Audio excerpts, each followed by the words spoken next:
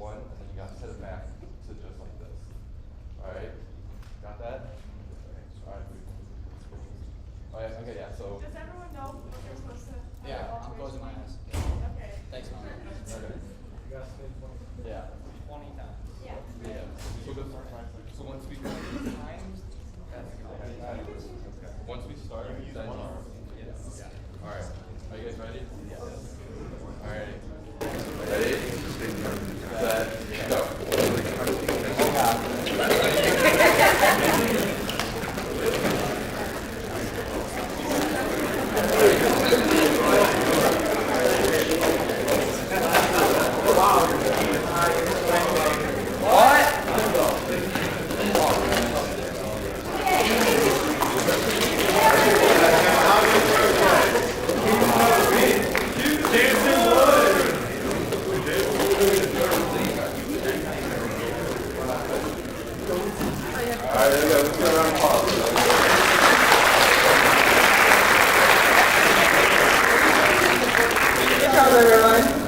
Great work, everybody.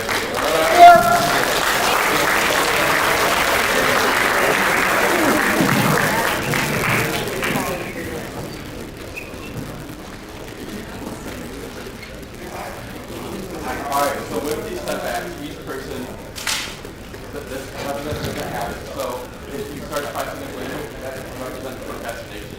If you are only able to use one arm, that represents running late.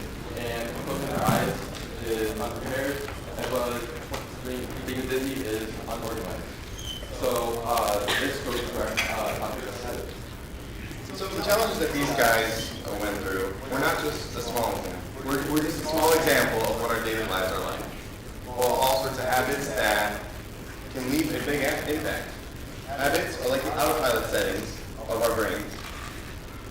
The routines, the behaviors, and the choices we make without much thought. From the moment we wake up, habit shapes our actions, reactions, and interactions. Habits are the seeds we plant to grow our future.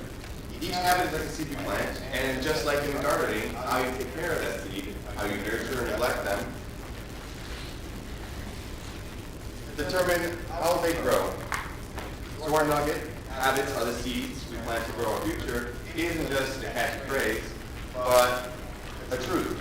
Every habit, good or bad, is an investment in your future. Okay, so again, what are habits? A habit is a regularly repeated behavior that tends to occur subconsciously. Essentially, it's a pattern of action that becomes ingrained through repetition. Habits can encompass a variety of actions, like waking up early or brushing your teeth, to something more complex, like exercising normally or practicing mindfulness. Habits become behaviors through reinforcement, where the brain associates a cue with a specific action.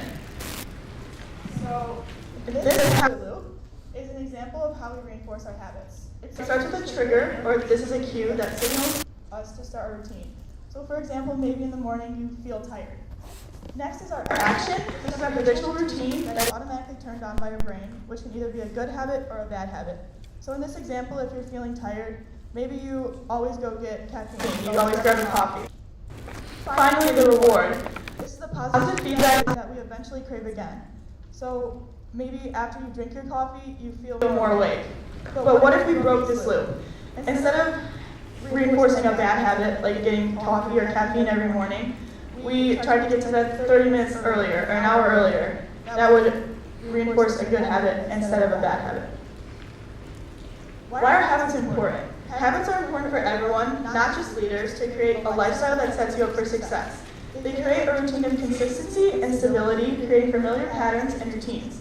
This leads into things like time management, as you have healthy routines to instill into your day. By changing your habits, you can allow yourself to create a better lifestyle. So if you got 1% better every day, it would be 37 times better the entire year. How does this relate to leadership? Habits showcase the values of a leader through daily actions that you take time to do. Leaders showcase positive habits to help establish a culture of excellence within their organizations. Leaders display positive habits to set an example for others, such as showing up early, working hard, staying disciplined, and having a positive attitude. Leaders can also use habits to improve their leadership through things like practicing active listening, staying organized, having awareness, and having decision-making skills. Okay, so I'm going to talk about a personal example I've had with overcoming bad habits and replacing them with good ones. So the topic of habits is something that resonates really closely with me because I started off this year with like a lot of bad habits. But what motivated me to change these was I realized that like the way I was living my life like at that time was not going to fly in college, and with college coming up, I realized that something like really needed to change. I knew that I wouldn't be successful and I wouldn't have the outcome in college that I was hoping for if I didn't like seek out change. And so when I started trying to like change these habits, I started initially by like trying to change each one individually, each bad habit I had. I would try to like focus in on that one specifically, and that became like really overwhelming. And then I just got frustrated and gave up. So I knew that that like wasn't the way to do it.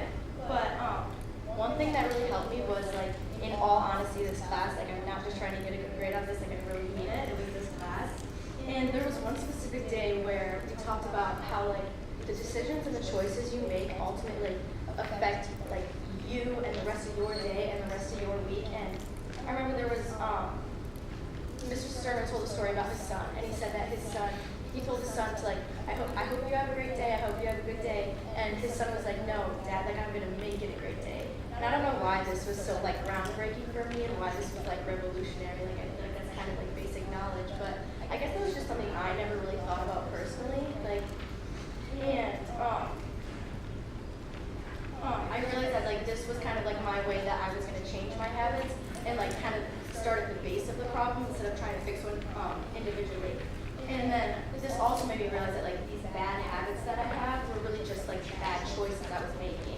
Like I could choose to get my homework done ahead of time and not be stressed out about it all week, or like I could choose to go to bed early and be well rested for school instead of being like half asleep in all my classes.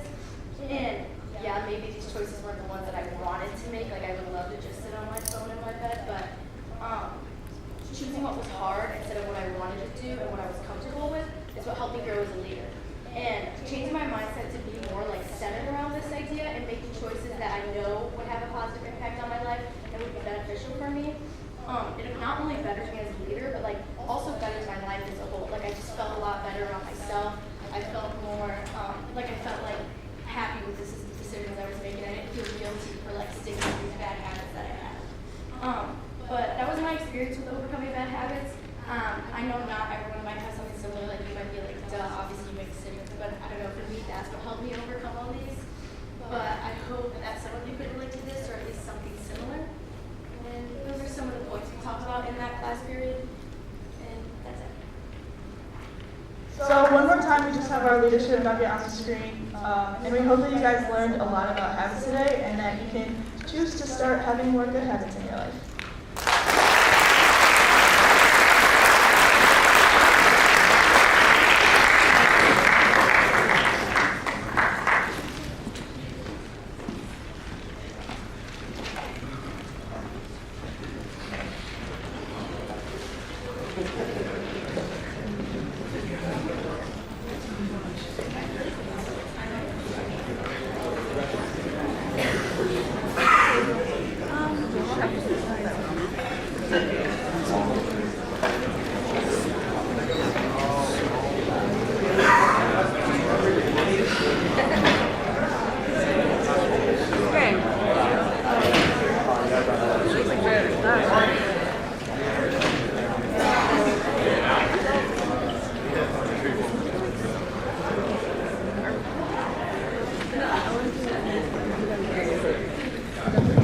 Alright, that was a great start. Habits is such an important topic. I love what they said. The choices you make today determine the stories you tell tomorrow.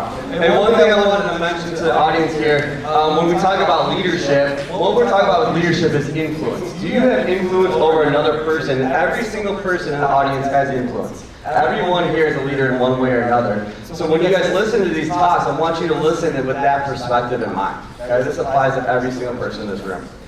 Well, our second topic here is on small wins. And I would like to welcome to the stage Ella, Emma, and Morgan. Let's pop it up.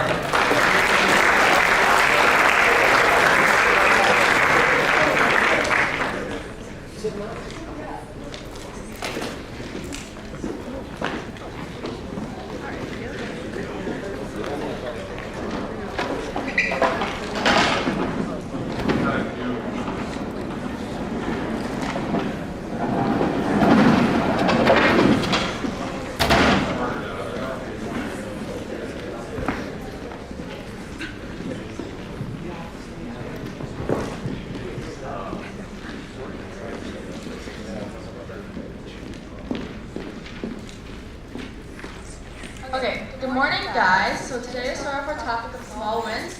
We're going to do a little relay game of tic-tac-toe, so can I please have 6 volunteers for this game? 5 more, please. It's not bad.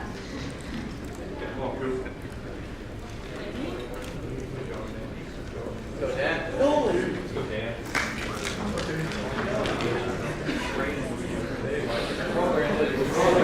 Come on, Brandon.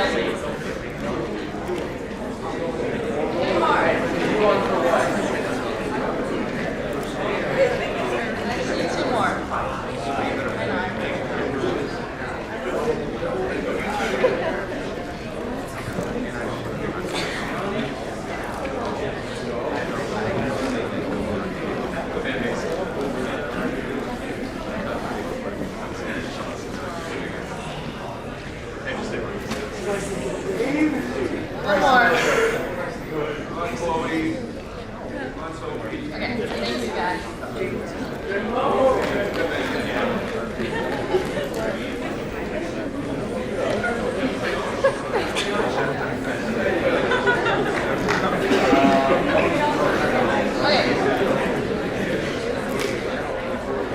Okay, now can you guys just introduce yourselves really quick? Sarah. Jameson, Dean, Mason, Cooper. Okay, thank you. So, and then you guys are going to have to split up into 2 teams of 3 for this game.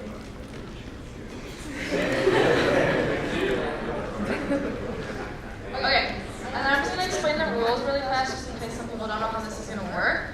But basically, one person from each team is going to start, and you're going to run as fast as you can and place a bag into one of the boxes. And then you're going to run as fast as you can back, and then back, and then try to make a pattern just like a normal game of tic-tac-toe, just like running and racing. And then it's going to be, yeah, start back there, and then it's going to be best 2 out of 3 is going to win. You guys can be orange. And then you guys will be the black guys.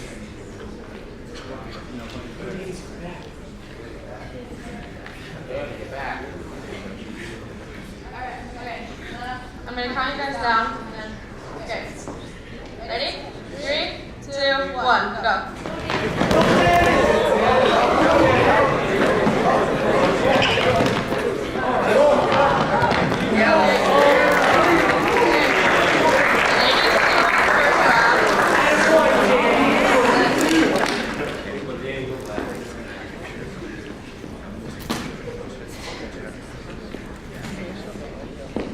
Now we're going to do one more round. Ready? 3, 2, 1.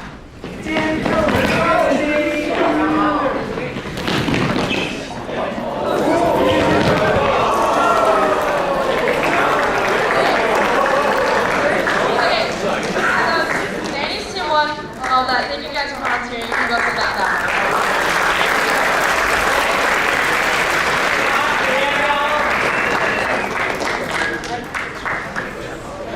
Okay, so basically that game connected to our topic of small wins because every time that they placed a bag into one of the boxes, that was a small win to get to the end goal, which was 3 in a row. So every time you guys complete a small win, will help you reach your end goal no matter what it is.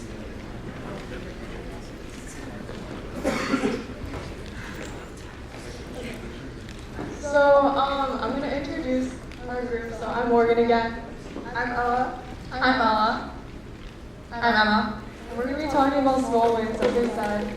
So we just did our night, and now we're going to hear some personal stories from our group, and then we're also going to hear from you guys, and then we're going to just overall go into depth of what a small win is. Basically, a little summary right now is small wins, they can increase motivation for you and your group that you're a part of. And when you celebrate these wins, your morale improves for you and your groupies. Alright, so I'm going to kind of go into the depth of what a small win is. Essentially, a small win is just the progress of a bigger goal you may have and breaking it down into smaller parts. A quote that really guided us through making this presentation is there's no such thing as failing. Success is a series of small accomplishments. For us, this just kind of means that instead of looking at things that might be hard when you make a goal, you're going to break it down and look at the positives of what you're doing in that moment. A lot of times when you make a goal, you might be looking directly towards that goal when it's finished, what your life may look like, the person you are, etc. Instead of doing that, it's really important to look at all of what you're doing in that time between and how you're improving as a person. This kind of goes back to habits and like what the last group talked about, making little changes in your life to build the foundation of your success is so important. Whether that's working out or waking up early. I know for me, when I started waking up earlier, it kind of gave me that motivation through the day, and I had more success each day. When we make goals for ourselves, it's very common that we'll be put in this negative feedback loop, where we try something new, we start it, it doesn't work, we fail, we try again. We want to get out of this to kind of have that goal be more meaningful every day rather than just the end. Because when you're only looking towards the end, it kind of seems unmanageable. So that's kind of what we're getting at with small wins. So we're going to go around. We're going to talk to some of the audience members about what their small wins are. So can we have any volunteers? Just anything. All right. All right, I'm going to just come around then. Anyone that looks like they have some small wins. All right, we got one. What's your name? Okay, what grade are you in? Okay, and what's one small win you recently had and how to contribute to a goal you have? I mean, one small goal I definitely have is like just try to get more social, like, cause like I'm going to be moving soon to new school, so I need to move some Yeah. rules. Awesome. Okay.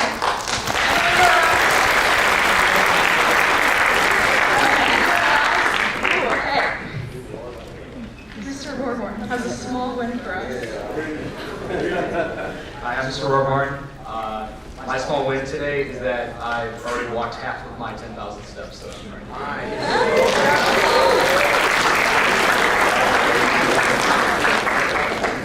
Do you have one over here? Bryson Elbrecht. Bryson, raise your hand. He's right There there. he is. Okay. All right. What's your name? Bryson. What grade are you in? Okay. What's one small win you recently had? Got a B on the math test. And a B. Let's go.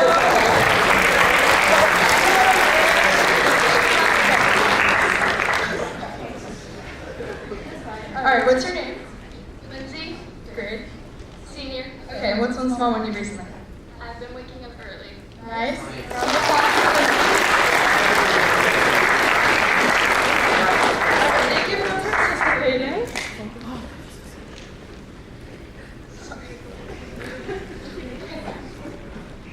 Okay, so for my life specifically, small wins have really helped me in high school. As a sophomore, I knew I wanted to go to college and go to university, but quite honestly, I didn't know how I would pay for it. But I knew that there are opportunities to get scholarships, financial aid, but that just meant I had to put in the work. So every day I started seeing more purpose in what I was doing because I was literally being paid for my grades. So every homework assignment I completed, every quiz I took, that kind of meant I was getting closer to that goal. I know for you, a lot of sophomores, you might be thinking about college, maybe you're not, maybe you don't care. But when you start thinking about it now and you see more purpose in what you're doing, it's going to make it a lot easier. Okay. This picture, okay, we're running around the audience really out here, sorry guys. Okay, so this picture kind of just shows that visual of what small wins are. When you first have that idea of a goal you want to make, it's important. And that goal essentially is what's going to get you to the end. And that end goal is also important, but what's way more important are all those small checkpoints in between. Alright. I'm so out of breath right now. Okay, so last thing I'm going to leave you guys with is comparison. I feel like in this moment in your life, you're looking around and everyone's always doing something, and you might think that a small win to you might mean something to no one else, or might not mean anything to anyone else. But with these small wins, you cannot compare yourself to others and think, oh, I shouldn't celebrate what I'm doing because so-and-so is doing this. Okay, in the close off, I'm going to talk about 2 personal stories that I've recently gone through this past year that relate to small wins. So the first one I'm going to talk about is actually something I experienced in this class. So if you guys, well, I know all you guys know, but you guys don't know, but through this class, we go to the freshman campus, specifically on Fridays, and we have our own aims. And I knew going into it, it was going to be difficult to connect to those students, especially like being a senior and those freshmen are new to the school and they haven't like adapted to the environment yet. So being able to show up for them and getting to know them each day and just like creating like a good environment for them. And then one student specifically actually like caught my attention because she wasn't like very open, I guess, and wasn't really talking to us, and I knew that getting to know her specifically would be good for me as a leader and also good for her coming into the school, and I wanted her to look up to me and like as a leader. So going into class every day, I would go up to her and talk to her, get to know her, talk about school, talk about outside school events, and just really get to know her. And each Friday I would take that as like a small win to reaching my end goal, to getting to know her and have her open up to me. And then another one I want to talk about is something that I recently just went through was getting surgery on my shoulder. So for coming from someone who's never had surgery before, I didn't really know how to like go into it, and I didn't really know how the end goal would be. But I really took each day as a different small win. Like in the beginning, it was either brushing my hair for the first time or washing my hair. I know that sounds gross, but I couldn't take a shower for 3 days. Or putting on a shirt. So, and then now at the end, it's like putting my arm up above my head or taking the trash out at work. So, that was just my progress, and each day was a small win. And then at the end, I just wanted to hit on the leadership nugget again and say that during AIM and during my surgery, I could have looked at those bad moments as like failing, but I didn't. I took them as progress and making small wins each day. Thank you, guys.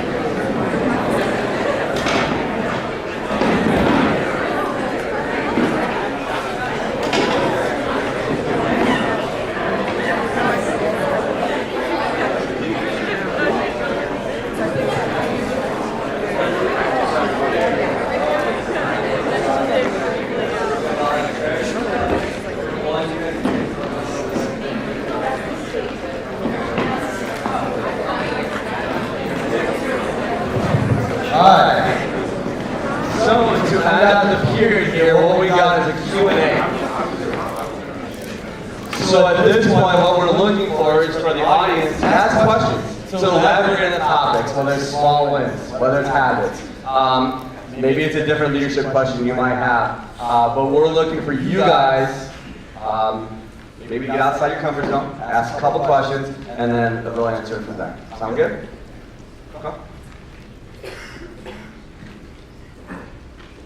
Okay, does anyone have a question? Jameson? This isn't pertaining to habits or small wins, but coming from students who are currently in Leadership in Action, what's some advice you can give to juniors going into Leadership in Action next year? Okay, so for juniors going into Leadership in Action, anyone that's going, raise your hand. Okay, so I'd say my advice is to just again get out of your comfort zone.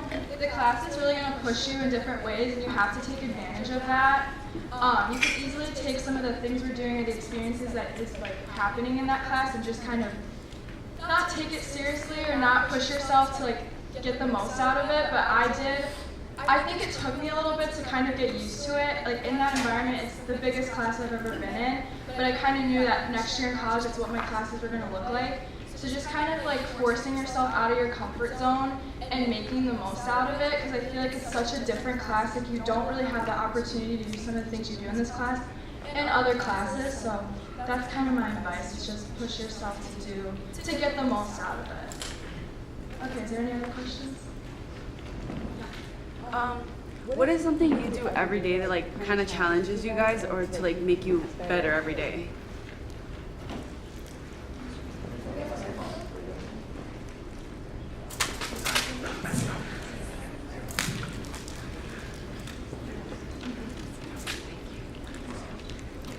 Okay, I can answer it. Okay,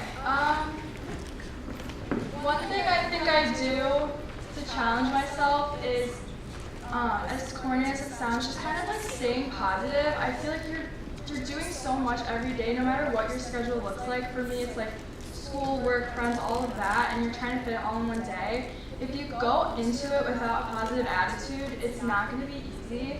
So I think like every day, kind of like what Gabby was talking about, like waking up and like, if you say you're going to have a good day, you will have a good day. If you wake up and you're immediately in that negative mindset, there's nothing good that's going to come out of that. So I think pushing myself to make a positive like day, I guess, is something I do that. Well, I forgot the question, but yeah. And adding on to that, I was going to say something similar, like what I talked about during the presentation. Like choosing the hardest decisions, that was like a really hard thing for me to catch on to, because I love like taking the easy way out of things, and I knew that wasn't like good for me in the long run, and that I wasn't going to benefit from that at all. So like that's how I kind of like challenge myself, is like choosing the things that are hard and that I know I'll gain more from, than like choosing the easy way out of things. So. Okay, you got another one? Yeah. How do you find the energy to make these changes? Can you repeat the question so I don't hear it? Just say the question again. How do you find the energy every day to make these changes in your life?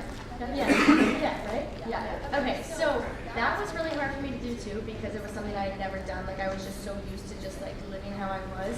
But it was more like I was so happy with the outcomes I was getting, like, and I knew that, like I was saying, like I knew that the benefits were going to be so good. And then when I started seeing these changes and like these benefits, it just made me more motivated to like, you know, do what was right. Like when I got my homework done early, and when I got more sleep, I would come to school and I'd be like, hey, like let's go, you know. But like when I would get like no sleep, it was just so, it just made my day so much worse. So like choosing to do what's hard, like it's just the outcomes are so much better. So it's like that's kind of what motivated me, was like knowing that it would like honestly just make my life a lot better.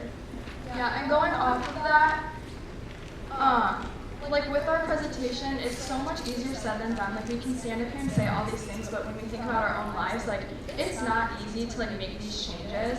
But I think with like the small wins, breaking those things down, and maybe you have, even if your goal is to go to sleep earlier, that can still be broken down. Instead of maybe trying to go to sleep at, you know, maybe you're going to sleep at 12 every night and you're trying to go to sleep at 8 all of a sudden, go to sleep at 11. Just like breaking down things to like the smallest extent and then building upon that, that's kind of how you have to find the energy. If you immediately put all your energy into one goal, you're gonna lose that energy immediately, and that's kind of that negative feedback loop I was talking about. So just breaking it down as best as you can. Also, like adding on to that, motivation is always going to be hard, especially like this time of year. Seniors, it's really hard right now. Obviously, we have 5 days of school left. Juniors, you guys don't have that much. Sophomores, you guys don't have that much. So I think that just being comfortable with the idea that motivation is always going to be hard, but like Gabby said, you have to choose to make that choice, because motivation is always going to fluctuate, but discipline can stay there.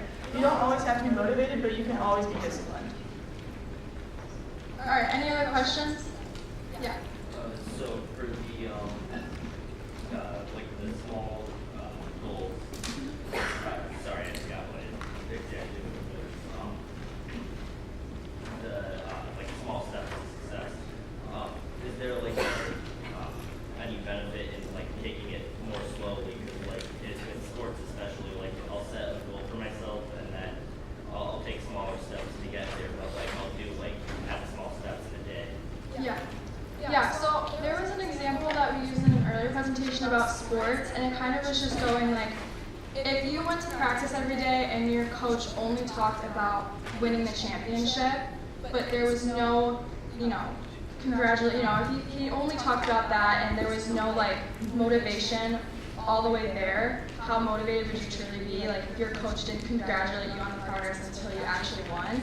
And I think like even if you just had a really good practice, that could almost be more than that end championship because that's what's leading you to that. So I think sports is like a really great example of small wins. It's little adjustments you're making and little improvements you're making that are gonna just be built upon, and that's how you're gonna get to the place you want to be. So I think it's especially important in sports, and again, breaking that down. Not that I play a sport, I don't really know what it's like, but I'm sure it sounds great. Any other questions? Yeah. Probably answered some form of like what these two topics self, what these two topics self like connection to each other in a way. Yeah. Connection to each other. I'm actually really happy that we got to present with this group because I think that habits and small wins correlate really well together. The way you build your habits can lead into the small wins. Like how we were talking, Ella said going to bed earlier. Going to bed early is a good habit to not be as tired during the day, and you can build your habits to have small wins. Like how Ella said, if you want to go to bed at 8, but you go to bed at 12 right now, taking small steps like going to bed at 11, and just, I don't know, Yeah. I feel like habits are like what small wins are when you start getting better about making habits an everyday part of your life, and they become more apparent and they're built upon. Those original habits that you created for yourself should be celebrated, they should be congratulated, because that's what, it's a change. And I feel like habits are really hard to start. You might do it for 5 days and then you forget you were even doing it. So I think like keeping with it is a small win. Yeah, I think that we were looking into like some statistics, and it takes like 2 months to build a habit. So it's just staying disciplined and keeping track of your goals, but using the small ones to get there. Any other questions? Yes. What? What's my bad habit is a small one? Your bad habit is a small win. I don't really know how to answer that. I break it. Can we get an example of that? Like, what do you mean? I don't know. Like, Are you okay? Are you talking about like? what? That's also a small one. Okay, so theoretically you're like staying awake. So it's a small win because you're doing maybe you're productive when you're staying awake. Oh, yeah. All right. Then yeah, that's everyone has different small wins, I guess. So kind of just how you take it. Yeah, I think that just like understanding that maybe if you change that bad habit to a good habit, it can be an even better small win, a bigger small win. Any other questions? Alright, we got a few minutes left. One more time, let's clap it up for both these groups.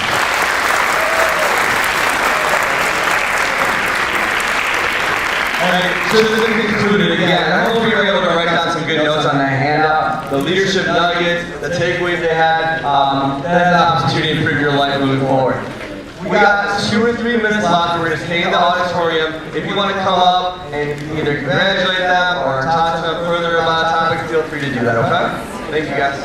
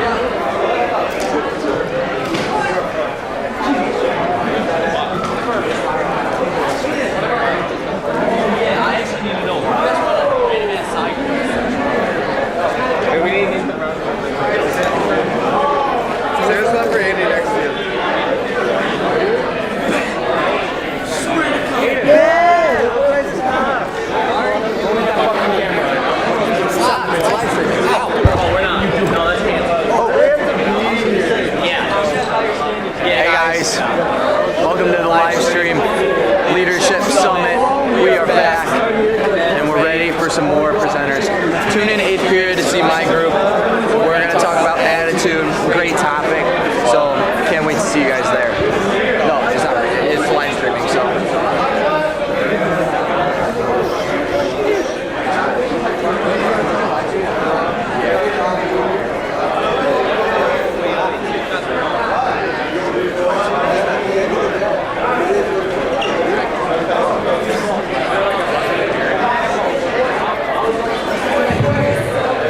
Students, please make your way to the front of the auditorium, in the front section.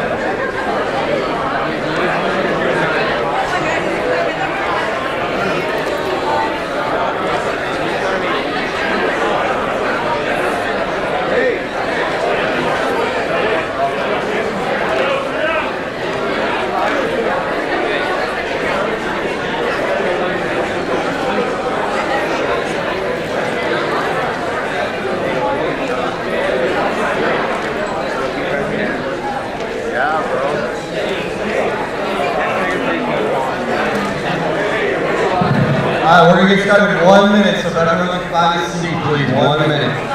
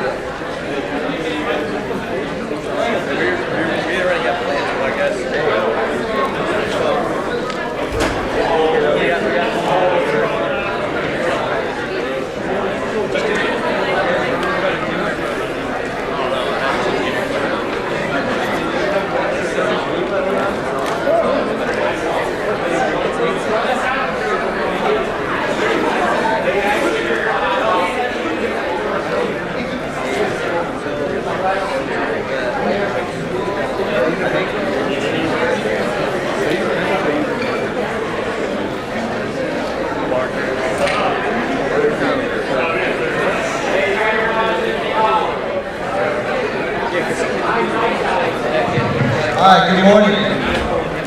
Good morning.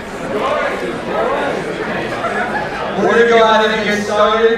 Welcome to the second annual MCHS Leadership Summit. We are excited to share 2 presentations with you guys today. Our senior Leadership and Action students have been working on these talks for the last several months. First hour went really well, and we're looking to continue that for second hour. Can you guys do me a favor and give a big hand to our leaders in action?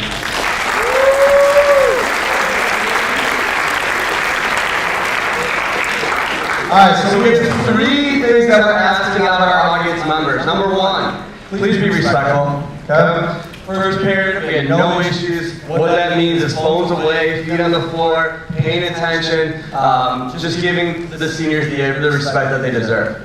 Number 2, we ask that you guys fill out the handout that you all received. With this handout, you should write down the leadership nugget for each topic, which will be clearly displayed on their slides, and then just one takeaway that you had. I had the opportunity to attend a leadership conference in August called the Global Leadership Summit. Me and Dr. P, we were taking notes for every single presentation. I still look at those notes today. That's the purpose behind that. We want to make sure that what you hear today applies to your life, okay? And then number 3, we're asking for some participation. You guys ready to participate a little bit? Yeah? All right, I love it. You might be thinking, well, I don't know if I can consider myself a leader. Why does this apply to me? Leadership is about influence. Every single person here has influence over someone else. You can use what you learned today to help you as you grow further in your life, okay? So enjoy it. We're going to have some energy at times. We're looking forward to it. At this time, I'm going to call the first group up. Please welcome to the stage, Echo, Danny, and Gavin.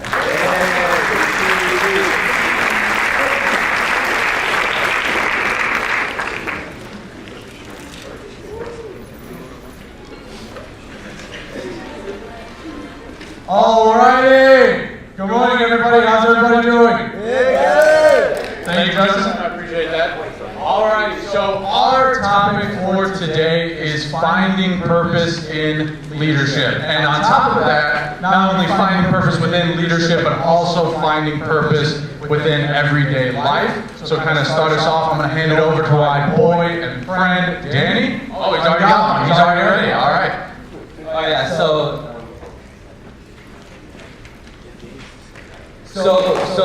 what our Ignite is, it is actually quote. So if you can't figure out your purpose, figure out your passion.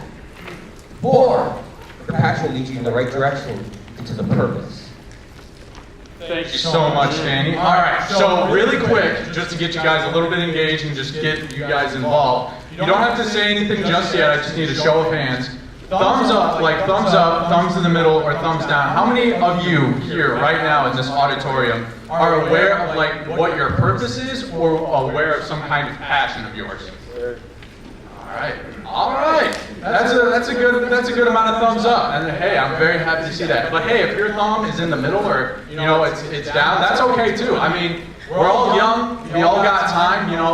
Mr. Prickett, Dr. Prickett, my mistake.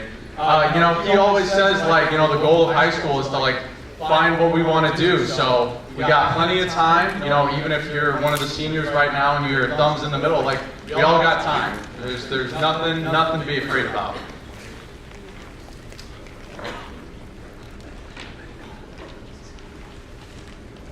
So to start, we're going to be talking about something called the golden circle, which is basically like the three main things when doing anything.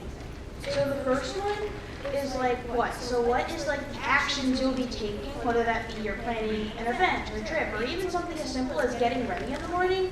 What is always the first thing you'll focus on, because you can't start anything without taking action first. And the next major part of the circle is the how. And the how isn't necessarily like how you're going to make like what you're doing effective. The how is how you want to put your purpose into what you're doing. So not only knowing like what specifically you are doing, but how you are going to make those things important is obviously very important too. So now you want to implant your purpose into everything that you are doing. Probably the most important one up here, why. Why brings what and how together.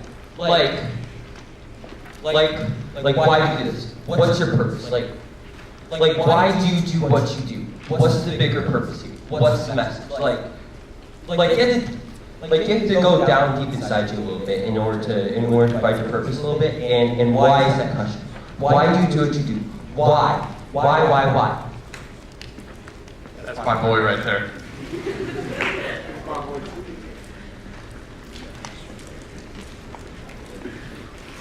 All right. Then our leadership nugget is,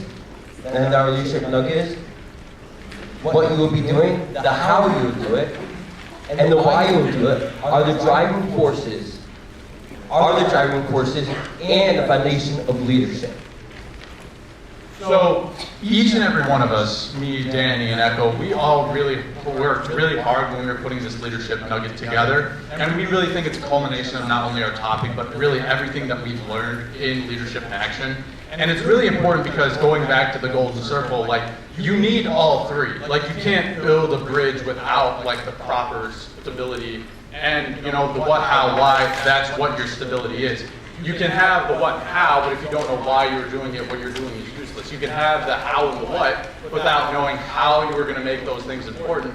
It doesn't really matter either. So you just need all three factors to really build that stable bridge to lead you and your team into a great future.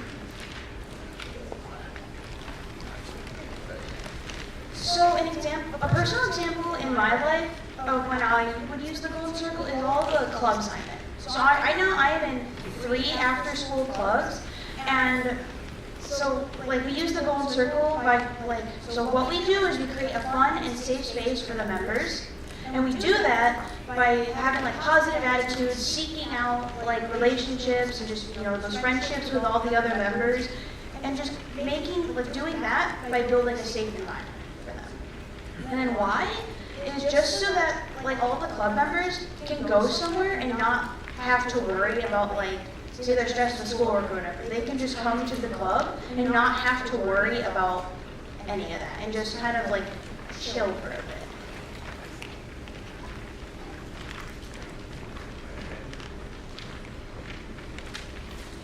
Alrighty, so now here comes the point that we're going to involve you guys a little bit more into discussion. So, Dan, you wanna get us started off with asking some questions? I'll start us off. So the first question is, how do you find purpose in school? If no one wants to raise their hand too, I will pick on people. That is not a promise. That is in fact a threat.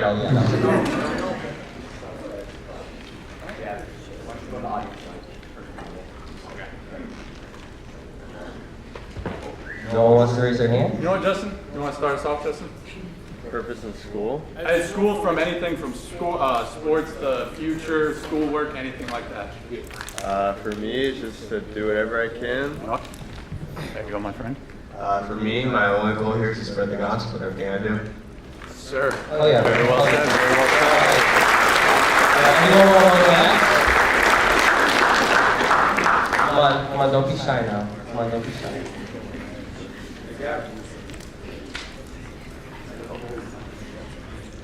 Thank you, Brian. I think about my future a lot, like the success that I want to have, maybe in a year, 5 years, 10 years, I always think about it, I always like to push myself even further every day, so if I could achieve it. Very well said, my friend. Very well said. Thank you very much.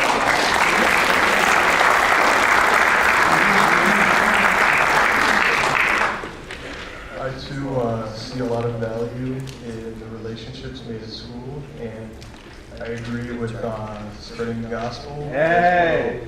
That's what I was going to say originally, and I saw you say that. I was like, that's amazing. And I also love the elective classes that this school has to offer. They're very versatile and interesting.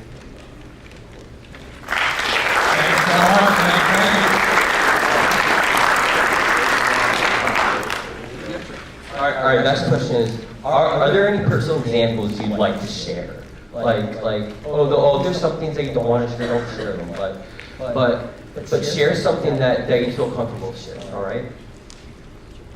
Anyone want to go? Come on, guys, now's the chance.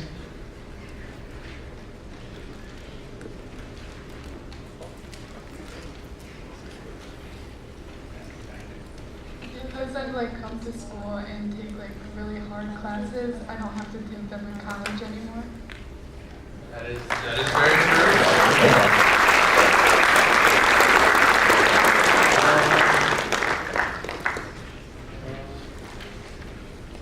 Anyone else want to go? Okay.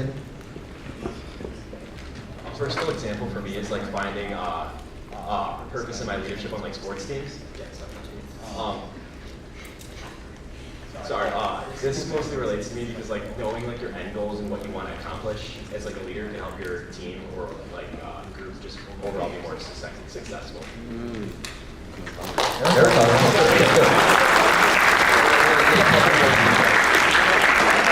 Let's get some from over here actually. Sarah, room some quiet over here a little bit.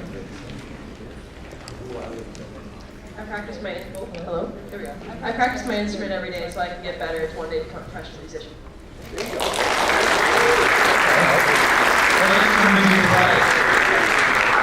What instrument do you play? Trombone and tuba. Sweet, nice, awesome. All right, we want one more person.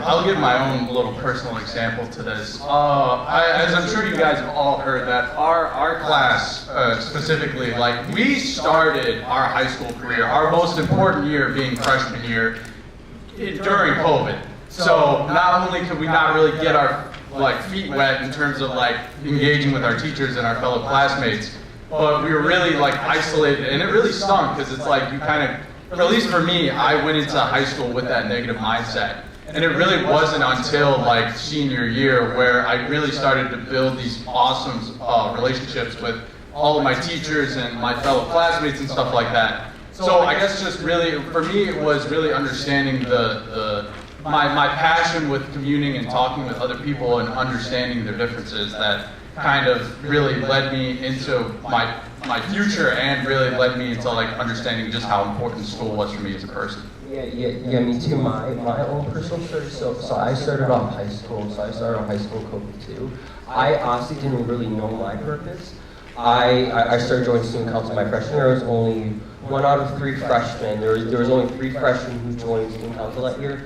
I was one other person, and then there were 2 other people. So 3 people. There weren't a lot of people on student council, but it honestly took me some time to figure out my passion because sophomore year I joined cross country, and that opened my eyes to leadership and stuff, and finding your passion because I had something to work towards now. I had something to work towards with running and stuff and getting your goals and stuff, and just being out there.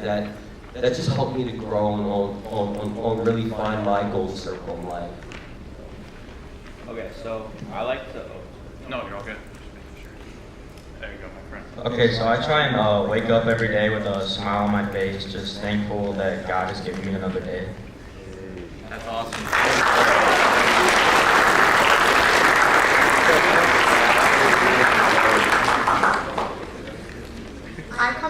every day with the hope to make a foundation for my future in medicine. I'm hoping to start a club next year. It's for future physicians or those who want to go into healthcare. I just want to make that group of people because people who want to help other people are just really inspiring, really in general.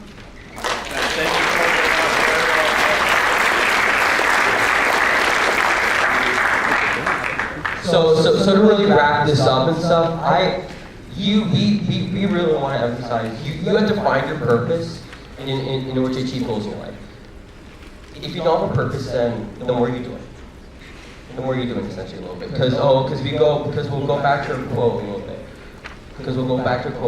What you'll be doing, the how you do it, and the why you do it are the driving forces of foundation leadership. It's not only leadership, but life.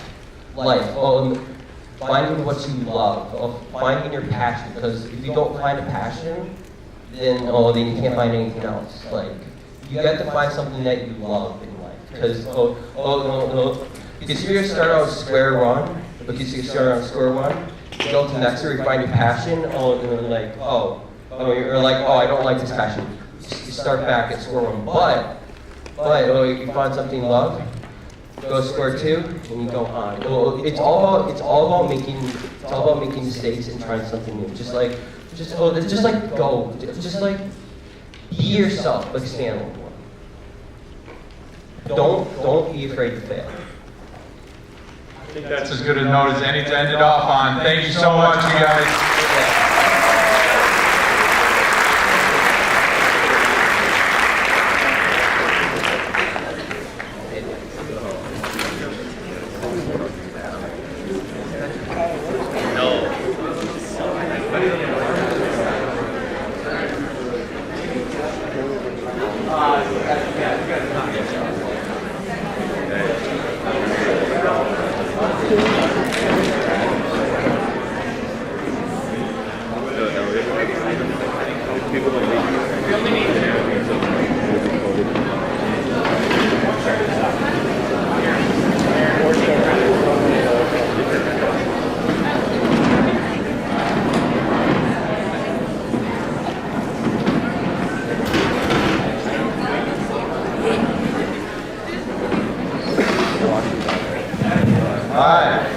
We're going to go ahead and move to our second presentation for a second period. First off, just want to give the audience a shout out. Great participation. I appreciate it. Love those answers. Love hearing from so many different people. Well, this group today is going to talk about having fun with organizations, how to have passion within leadership. So, I'd like to introduce Aiden and Lucas and Kyle and Jack and Q, and they're going to take us on a great journey about how to have fun within organizations. Let's clap it up.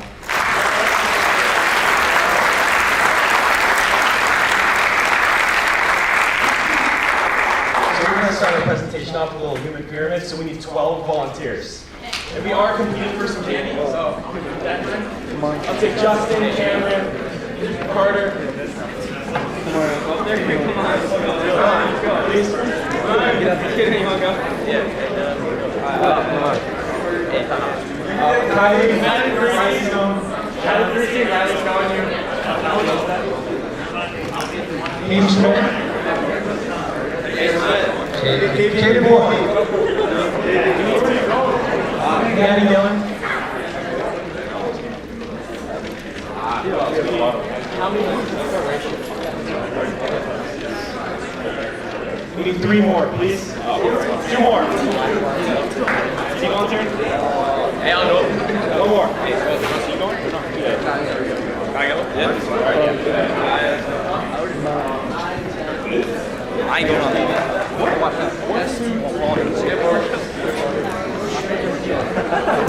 Okay, never mind, we need 2 more. Hey, Rose, come on. Hey. Let's get 1 more girl. Jaden.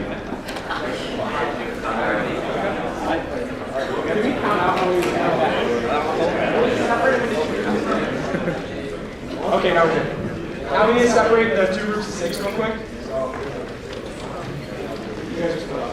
I'll put up.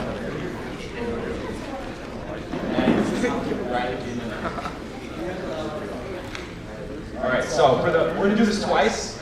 the first human pyramid, I'm gonna make one leader, they're the only one allowed to talk.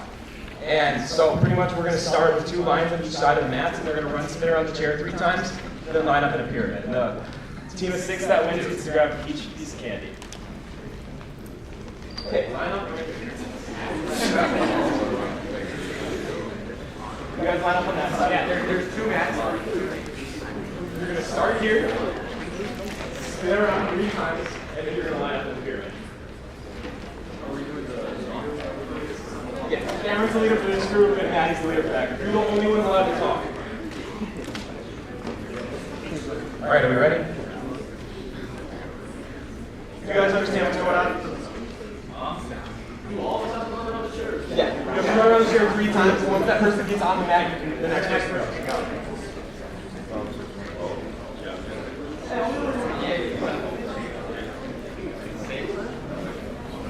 All right, hurry up. 5, 4, 3, 2, 1, go. Yeah. Yeah, you got it.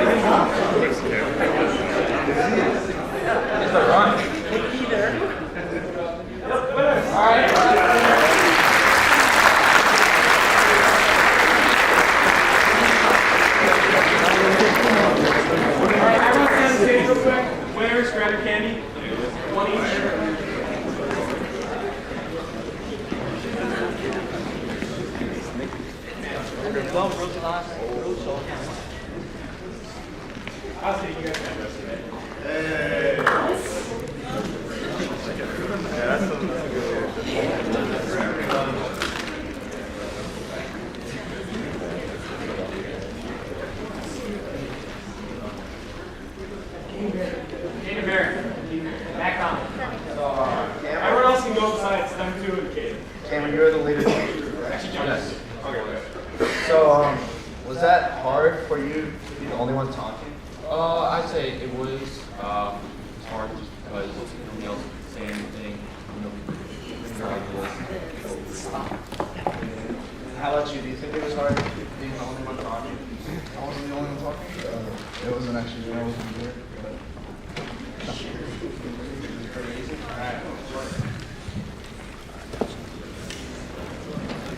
Now we're going to move over to Quinn. He's going to explain our leadership nugget.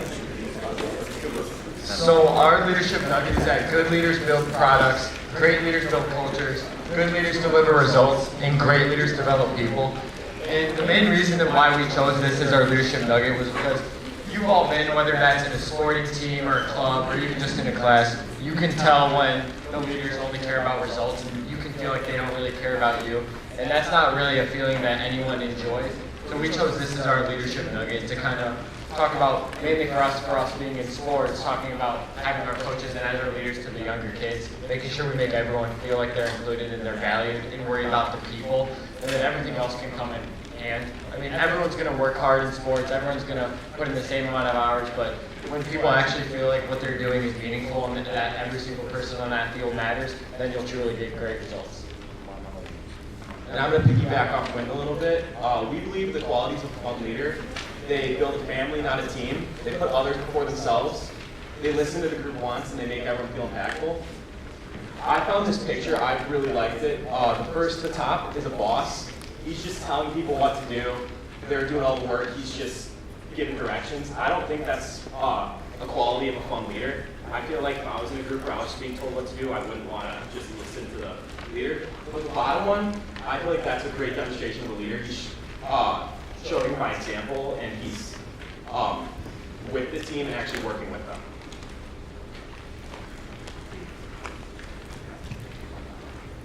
Alright, so I'm going to talk a little about leadership in action. every day, Monk and Sterner create this really good environment for everyone. Everyone has a chance to be in their own opportunity and has a chance to lead. So I really appreciate them helping me step out of my comfort zone a little bit and speaking out, putting me in positions on how to be a leader and helping me in the future when I get put into those positions. I'm going to talk a little bit about basketball, being a part of the team. Like us as a group, we built a culture, and not just like us as a team. It was mainly like a group of guys before us that graduated like when I was sophomore, junior year for me. Those guys really set a foundation and a culture where we all can hang out outside of school and like outside of sports and be ourselves around other people, and like playing with each other for 2-3 years at a time really helped us like all connect on the basketball court and everything. But not only that, being put into a leadership role where we knew how to make it fun and what every guy enjoyed, what every guy liked, how we could play as a team to make it fun, win games, and our end goal was just to have a winning season and everything, and we did it with an added bonus of having fun and like being around each other all the time and outside of school. So I'm going to talk a little bit about the baseball team 2 years ago. As some of you may know, 2 years ago the baseball team went to state for the first time in school history.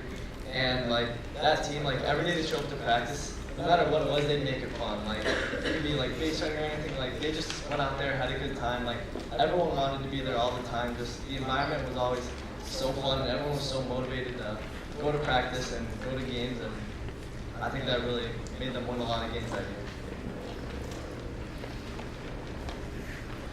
So then, to kind of bring it all back together, like our biggest thing is that all these leaders, like for me, like being around in football and being able to see like a lot of the leaders that, because when I was a sophomore, so 2 years ago, I honestly think those leaders were very good, did a great job of making everyone feel like they mattered and no one like setting where the expectation is and building a culture.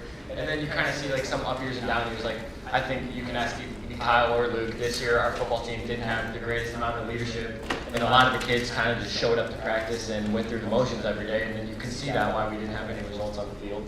So the biggest thing for us, like especially like learning this in leadership in action, is building a culture is so important. Like building that culture first to where everyone really feels like it's a family and a brotherhood is really what allows for people to take risks. And like most of the time, at least for on the sporting fields, you play the best when you're not thinking, when you're just having fun with your friends and just giving everything you have.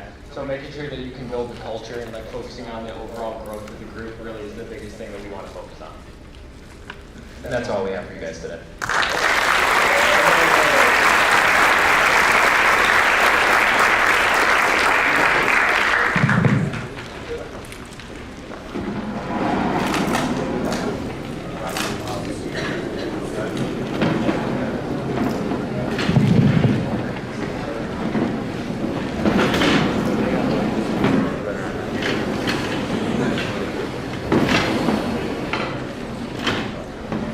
Alright, so now what we're going to have is an opportunity to ask both groups some questions. It could be about their particular topic or about leadership in general. We're going to have about 10 minutes here, so we're asking for at least 3 to 4 audience questions as we finish up this period. Okay?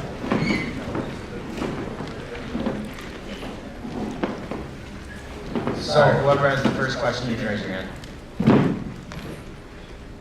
Please.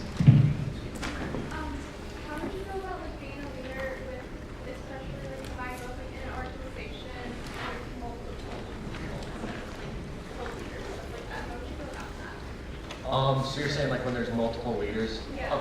So I think the biggest thing is kind of trying to make sure like as a leader, like when you have more than one leader, you have to kind of make sure that you all should give the same message in some aspect or another. Like even if you guys have your own disagreements or things should be done a different way, you guys discuss that within yourselves as leaders. But then when you're talking to like the overall group and the rest of your organization, you make sure that you guys come off like united and you guys all around the exact same page at all times. Hey Pam, can you guys do us a favor and repeat the questions so the people that are last year can hear? Yep. Thank you. Alright, another one. Do you think it's better having 4 leaders or just 1? He said, do we think it's better having more leaders than one? Danny, do you want to go first? Yeah, I'll go first. It all depends on the organization. It all depends on the organization. For example, if it's maybe like a bigger organization, maybe having like multiple leaders is good who maybe have some conflicting character values, but generally share like the same like idea and goals with the group, really, because you want someone that shares the same ideas and goals with you. Like, otherwise you don't want someone who's the opposite and like counters that, really. But when it comes to like a smaller organization, really, you really want only one leader to take charge, because if you have two, it just gets too much. Things get conflicting, it all gets messy and stuff. So yeah. All right. Does anyone? All right. Next question.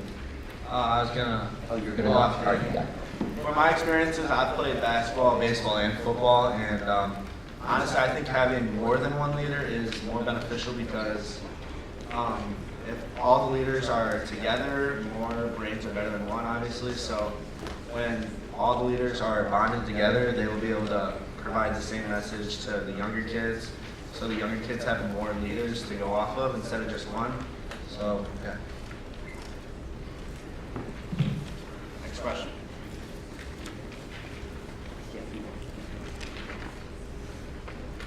Right here.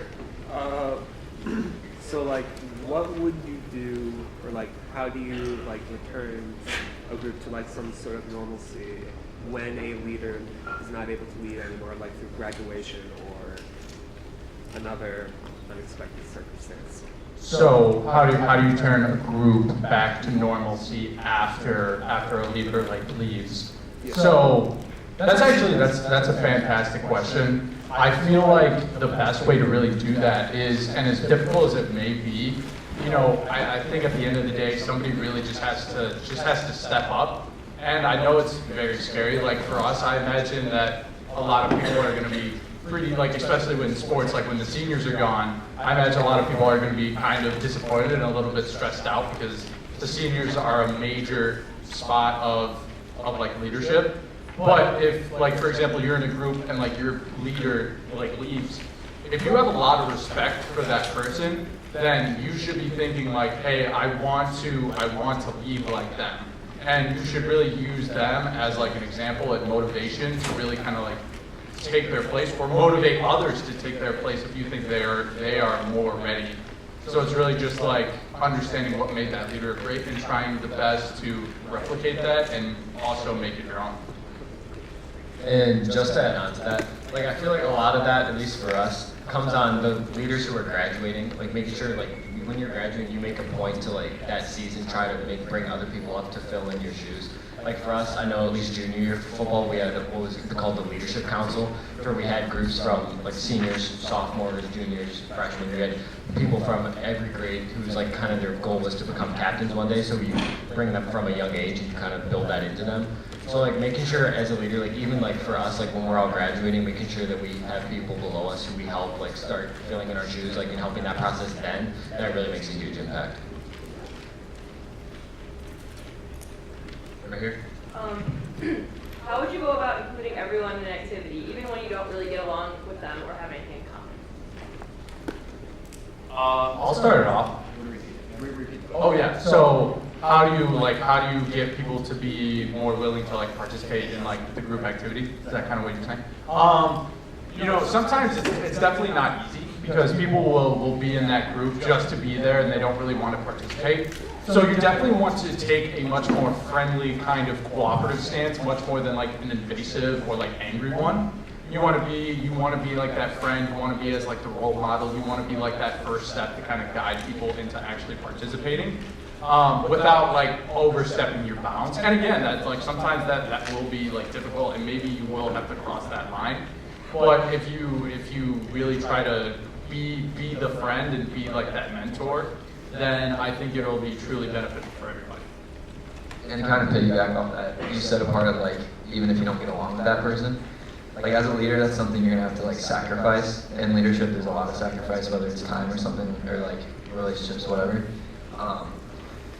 You're gonna have to sacrifice like some of those feelings and put aside some of those problems or however you didn't get along, whether it was in a game or whether you disagreed in a club or something like that, or if you have two separate ideas.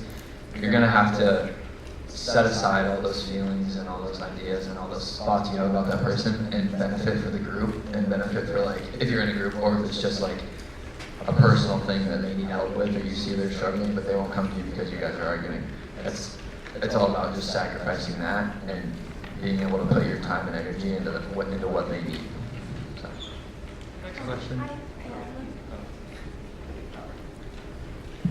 So an example that I have, or how I would get like people to join the activity that I want to, is in my freshman aim, sometimes it's hard to get all the kids to like participate in the group activity we're doing this day. So obviously I'll go up to them and try to be friendly, being like, hey, how about you join in with this group or whatever. But there are some times where I'll just have to be like, hey, you need to participate, you can't sit out of this one. But I'll still be nice about it. So I think it's really just a matter of staying, like being friendly about it, but also kind of letting them know, like, hey, you gotta do this, All right, next question. How would you go about building a culture as a junior going into your senior year? I'll start off this question. I feel like team build. He said, how do we go about building a culture? I feel like team building exercises and like even when you're not in season, just meeting up, going for dinner, going like bowling, just doing fun things as a team really helps build a culture and build relationships. And to kind of piggyback on that, a lot of it is like setting your expectations for what you want your culture to be. Like if you want a team that all is like can trust each other, you have to start that from like day one, whether you're even bowling or whatever you're doing, like establish trust and establish whatever that value is that you want. Because like the faster you establish those values that you want in the end, the faster that the entire team will like get on board with it and follow that vision. Yeah. For me, you have to have a deeper connection. Like, you have to have a deeper connection. Just like just like Hugh said, like trust. Like Hugh and Lucas said, like trust. Like like trust is not. Trust isn't given.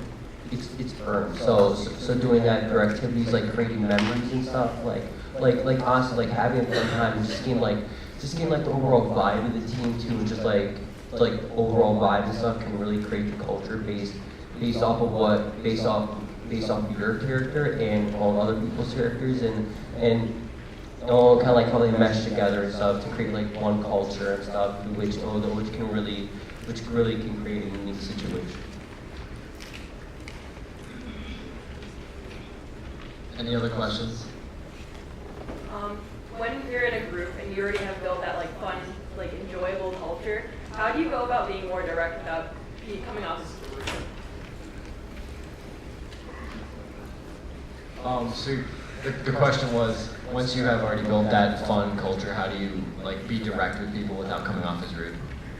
So for me, I feel like a lot of that is kind of just, you gotta have some blunt conversations sometimes. And like, once you build that culture, you should have like enough like rapport with the person to be able to tell them, be like, hey, you need to step up in this regard. Hey, you need to do this. Like, and maybe you don't call them out in front of the team. Maybe that's a one-on-one conversation, so they don't feel like attacked in any way.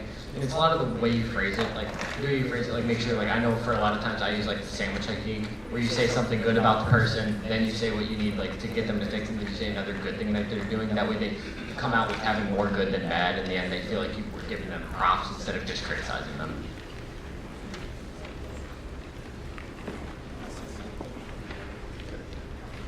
All right, any more questions? All the way up top. Do you think leadership could be like spread? Like anybody can become a leader? Or do you think it's like certain? All right, the question was, do you think leadership can be spread throughout people? I honestly think it can be. Like Mr. Sir said, leaders have influence. Leaders have influence. Or you can be a leader, or you can be a follower. That's okay if you're both. Like everyone's different in some situations. Everyone's different. Oh, everyone's unique. Oh, everyone can be a leader. Oh, take charge. Or someone can be like a follower and will like build themselves up to eventually become a leader. So yeah, it honestly all has to do with like someone's character and stuff, and on how they react to those situations. Yeah, I think every leader has different strong suits, so I think it's a lot easier to be spread out because, like, I'm like an organization or something. Like, some people are better at talking to people, some people are better at getting more people to be involved. So I definitely think that having more leaders is better. Yeah. Any final questions? Kylie? What's the hardest part about being a leader? So what's the hardest part about being a leader? I'd say the hardest part about being a leader is probably getting everyone involved. Again, I'm going to go on football when we have so many kids out there. Trying to lead all these kids is pretty difficult, honestly, unless you're a really vocal leader. But I would say trying to get everyone involved is probably the hardest part about being a leader. To go off of that, I feel like being the hardest part about being a leader is sometimes you have to be the bad guy. Life isn't always sunshine and rainbows, and as we all eventually go out into the real world, there's going to be some tough situations, and there's probably going to be people that are relying on us, and so we will have to do our best to not only try to calm them and prevent them from panicking, but as well as trying to keep our own spirits up as leaders, because the emotions that are sent out by the leader and everything like that are definitely picked up and absorbed by the people that are working under them. So it's just difficult, trying to be that symbol of positivity and motivation. But that, in my opinion, that makes it all the more valuable when you are in that position. I have another thing. One more thing to kind of go off of what Gavin just said. Something I also feel like the hardest thing about being a leader is when you're doing a group activity and just no one's listening, if that makes sense. So just trying to not show how frustrated you are, I feel was a bit of a struggle at first, but it does get easier to just kind of stay calm in those situations, the longer it goes on. All right, that's going to conclude the Leadership Summit for second period.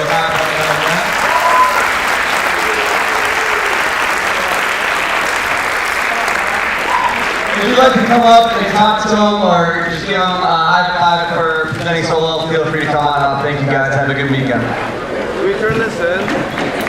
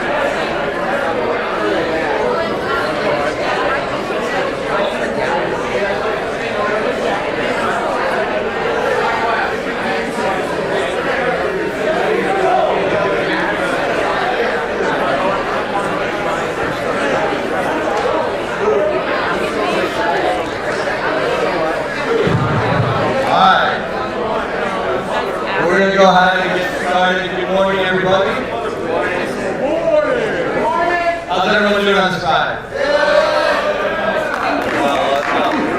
All right, we are ready. We've got 2 awesome presentations for third period today. We're looking for 3 things out of our audience members. Number 1, for you guys to be super respectful, just like everyone was for first and second period. No phones, feet on the floor, giving them the attention and the respect that they deserve. Number 2, you guys got a handout, right? And we got a handout. We asked that you guys fill out the leadership nugget for each presentation along with a takeaway. Hopefully, by writing notes, this is something that you just learn a little deeper. You just remember it past just the 45 minutes that we have you today. And that's kind of the goal. And then number 3, we ask for some participation. You guys ready to participate today? Yeah. All right. Bring the energy, bring the passion. We're looking forward to it, okay? Hey, everyone in here is a leader in one way or another. You have influence over another person. This applies to every single person in this room. We hope you enjoy it. And with that in mind, our first presentation is going to be on communication and leadership. Let's bring to the stage Maddie and Lexi and Haley and Taylor. Let's pop it up for them right now.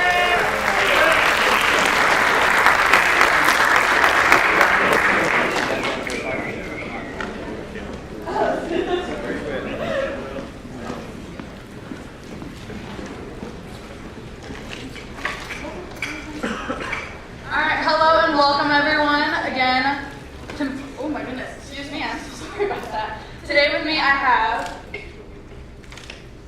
I'm Leslie. I'm Taylor. And Maddie. and I'm Haley.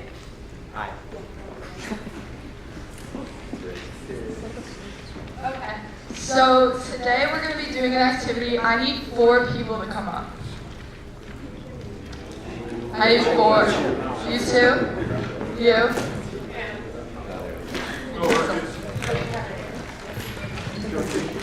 Okay, so today we're going to be playing a game. We played this at Pride Camp. The seniors, you guys didn't go to it, but if the juniors and the sophomores remember, it's kind of a little game played. It's called Minefield. Basically, we're going to have we're going to have 4, and then we're doing 2 groups of 2. So one person is going to be blindfolded for each group, and basically the objective of the game is to be able to walk through this without touching anything, and the person who isn't blindfolded is going to guide them. But there is a twist, so only one group is going to be able to talk, and the other group is not going to be able to talk. Let's go, kid! So basically, they're going to have to use different forms of communication other than words to help lead their partner throughout. And before they start, they'll get a couple little spins around just to make them a little more dizzy.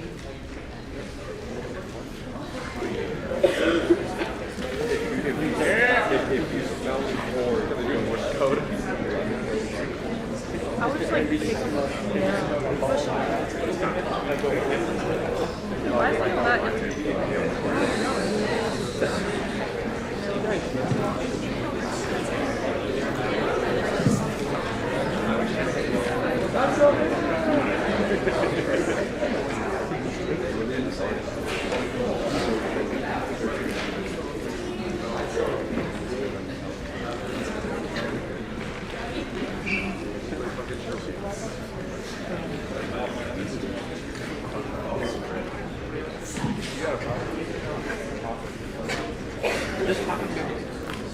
Okay, so Caden can only use sounds. And then Levi is going to be able to talk. Everyone ready? And then spin them around. Alright, you're going to spin around. Hang around the road.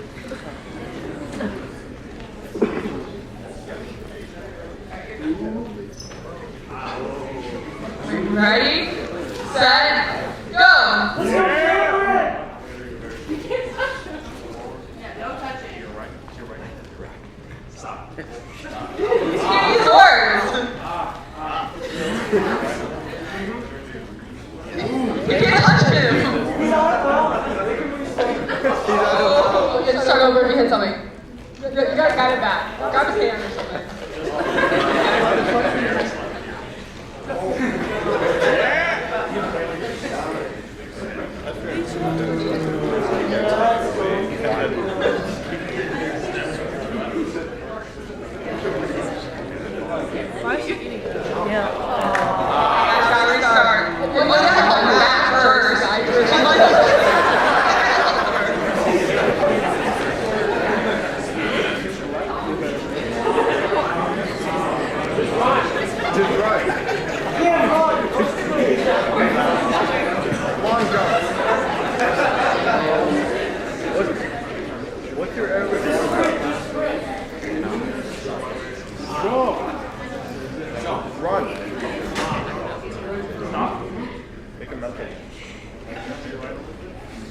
We have to go through the maze. It's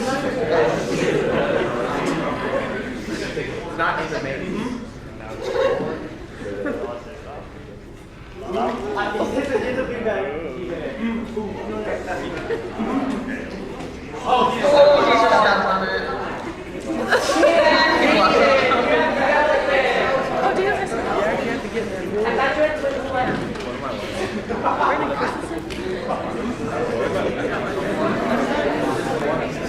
Why'd you ask us? Oh, she's really close. Run!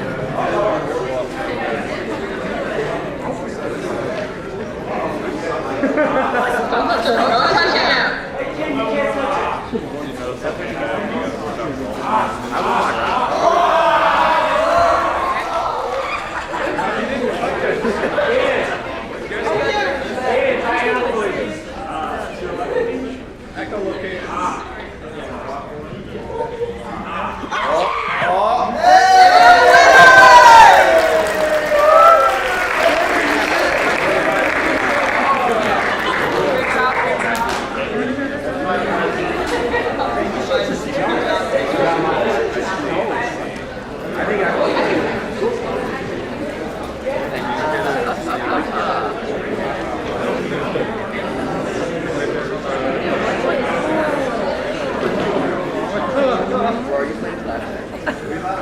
Alright guys, did you find that entertaining? I think I did. Alright, so what we just did was to demonstrate what our topic is, which is communication. So, communication is the process by which information is exchanged between individuals through a common system of symbols, signs, or behavior. Yeah. So that was shown between Levi's group of them talking and like moving around all the stuff, and then Caden's group of where they only have you noises.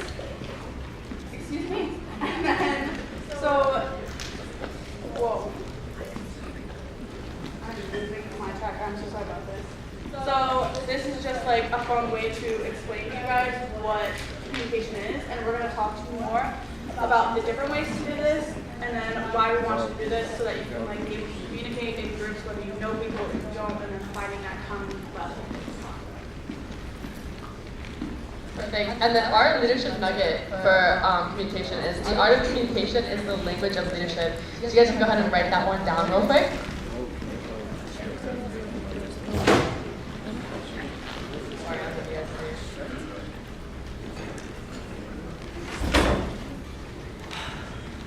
Perfect. And then communication is the action of which information is exchanged between multiple people through symbols, signs, and behavior.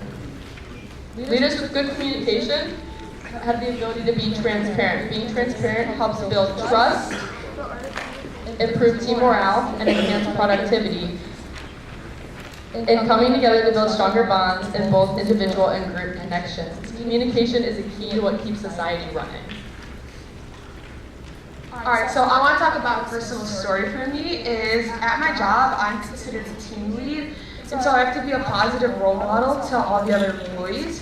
Whenever there's an issue with guests or with staff, I often have to be there to help communicate throughout the issue. So one instance is there's two parents who are fighting with each other and it caused a big disturbance within the park that I work at. I used the art of communication to talk to the parents as well as the employees who saw the incident. In the end, both families went home happy because I was able to diffuse the situation using communication. So to tie back to our leadership nugget, which is right up there, I had to use different tones than I would with like my employees, where I had to use maybe a little bit more restricted tone. And then when I was talking to the angry parents and guests, I used a softer tone to understand their perspectives. So just learning how to use different tones in different instances can really make a change in your communication. So to close everything off, I'm just gonna talk about our leadership nugget again, which is the art of communication is the language of leadership. And that really applies to leadership and also to everyday life, because if you're not able to communicate, then it's not gonna go that well for you. I feel like being able to communicate with different types of people makes your life so much easier. I have an example. either like if I teach 5-year-olds, I do preschool labs, so when I'm talking to my preschoolers versus when I'm talking to my coworkers or talking to my friends, I have to think about all the different ways that I can communicate, because obviously when I'm saying to my coworkers, or the tone I'm using isn't going to be the same tone I'm going to be using with a 5-year-old.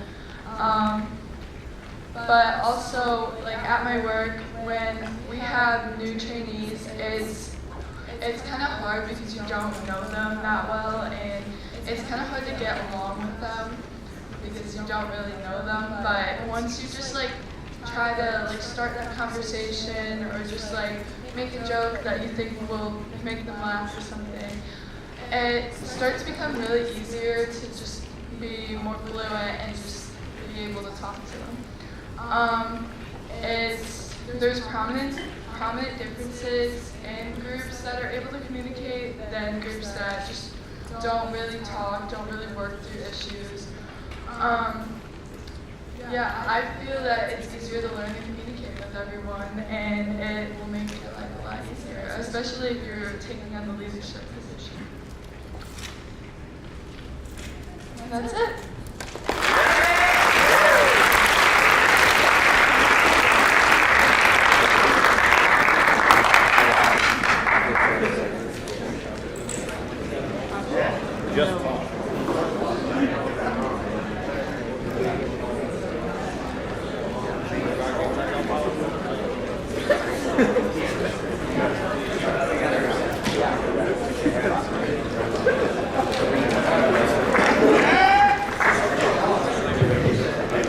Alright. So our next presentation here is going to be about leadership in sports, and we're going to have Hayden and Q and Jack and Lucas and who am I missing? And Kyle, and they're going to get us started today. Again, when you guys hear these presentations, listen or write down a leadership nugget, write down a takeaway, and then hopefully these can apply to your life moving forward. We like to say the phrase, everyone wins when the leader gets better, and hopefully that's the case today. So, with that being said, let's give it up for this group.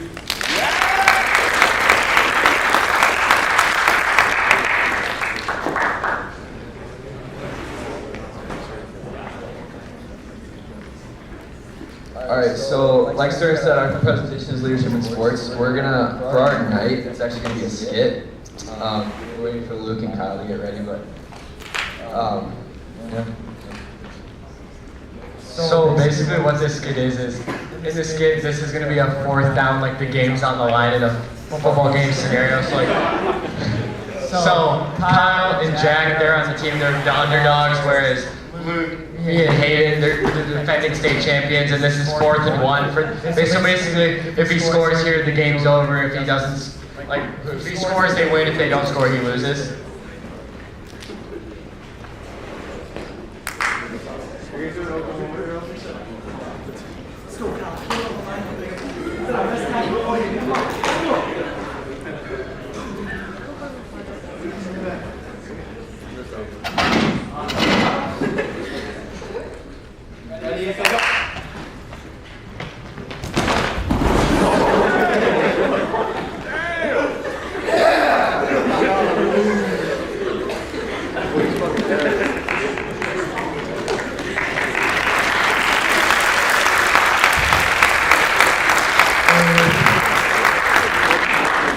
So, what the main thing, the takeaway, like, how fun it gives aside, the main takeaway from that is, if you looked over before that, you saw Jack giving Kyle a pep talk. And the big thing for that is saying, as leaders in sports, when the pressure comes on, when there's big sporting events and like things like that, where there's a lot of pressure put on the players, it falls upon the leaders to make sure that everyone around them is like kind of in the right frame of mind for it. Because, at least for me, I know it's really easy to let the moment get way too big, and then all of a sudden, your little things like your fundamentals just go out the window. So Jack giving Kyle that pep talk really helped him make sure he got in the zone and made sure he could make that play.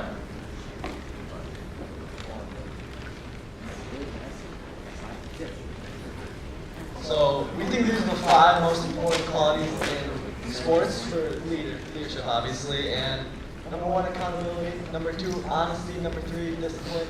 Number 4, communication. Number 5, motivation. Yeah, so I'm gonna kind of break those down, like how they kind of go into the skit. So before the play happened, Jack kind of, as his teammate, like gave Kyle a little pep talk, keeping him accountable to like make the play. Like if it's on him, if like he messes up or whatever, then it's like it's on Kyle. So like held him accountable to make the play. He made the play, and using discipline, you kind of Kyle understanding like what was going on, them communicating beforehand also kind of goes into communication. And then just the pep talk in general kind of motivated Kyle to be like, you know, to get him ready for the play, to like hype him up a little bit. And So to go back to what we actually skipped up, so our leadership nugget was from a quote from Phil Jackson. He coached the Chicago Bulls, and the strength of each team is each individual member, and the strength of each member is the team. And the reason that we chose this quote was because we feel as leaders, the biggest impact that leaders can make on a team is making sure that the people who maybe don't get a drill really right away or don't have the same amount of like natural ability as other people, make sure that they can be closer to the level of everyone else within the team. And just going on top of that, there's been a lot of times, like I'll use football as an example because I played football. There have been a lot of times when I was younger, I completely like didn't understand why we were doing a drill, but I like just went through the motions. And being a leader, that's kind of your job to explain to those people why you're doing this and show them the application, because once you see why you're doing something and what it's going to do, like on the field, how it's going to give you better results, then you truly can actually understand the drill and gain something out of it.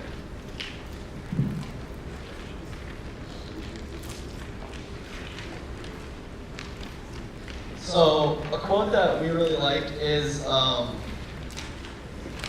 there may be people who have more talent than you, but there's no excuse for anyone to work harder than you do, and I believe that.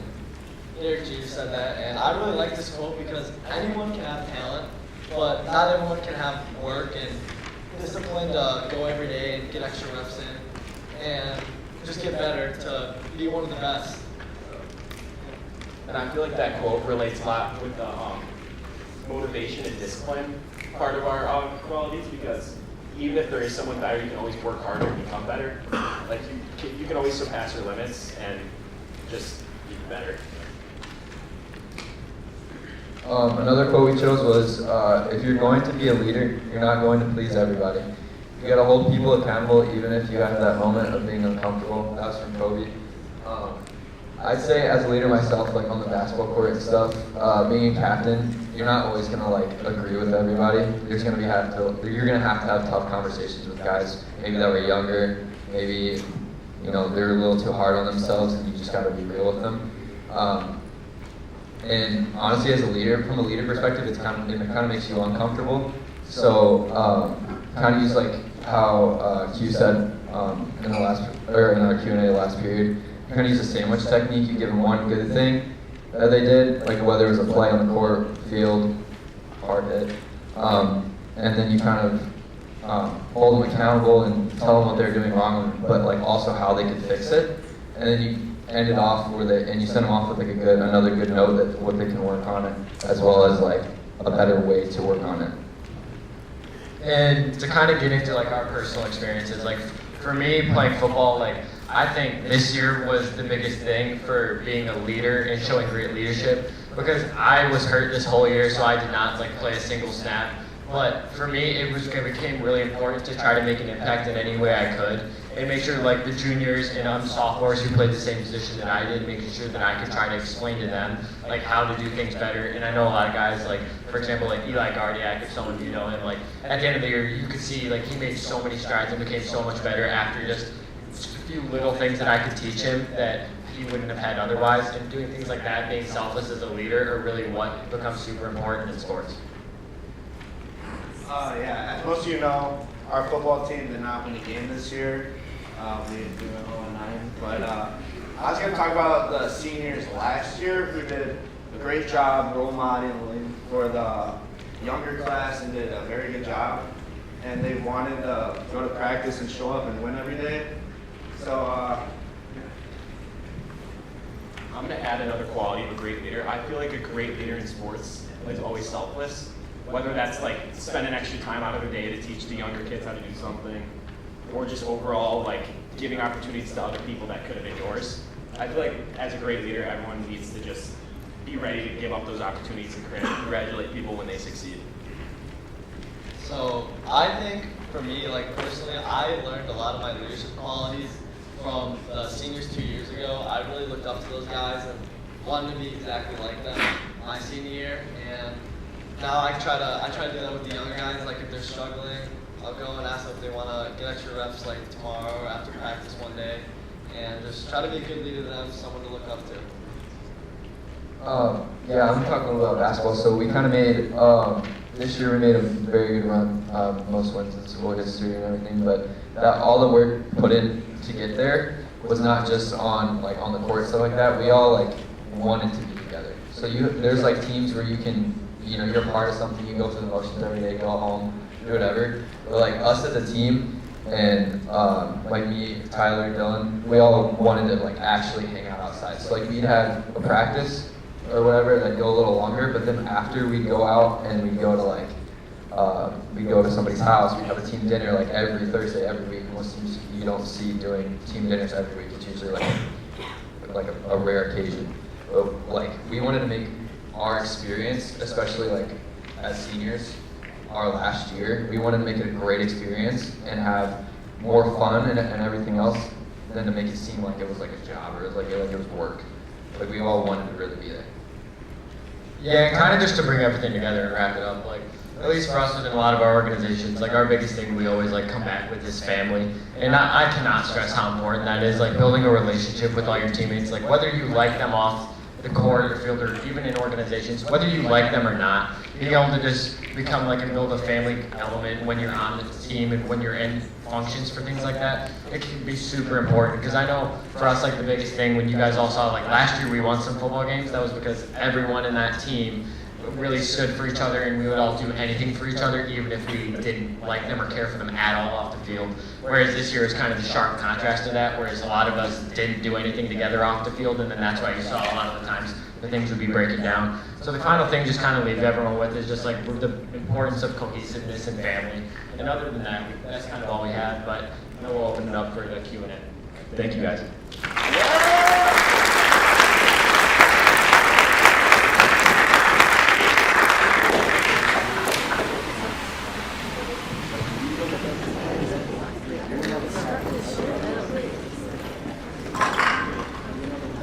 Alright, as we set up for the Q&A here, we're going to do it a little differently in third period. We're actually going to start by asking you guys a few questions.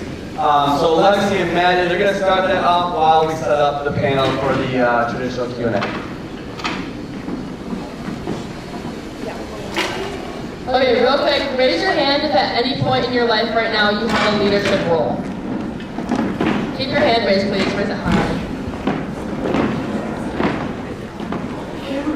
How do you use communication in your leadership role? I like to be up front and just display the facts, what needs to get done, and just kind of show what happens if it doesn't get done, I guess.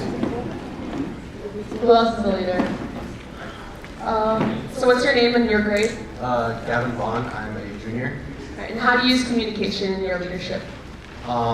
When I was younger, I taught kids Taekwondo, and I had to explain each move specifically to them so that they wouldn't get it wrong and so that they could use it properly during practice. Thank you. Who else is a leader? Raise your hand, guys. A lot more of you guys had your hands raised earlier. Come on.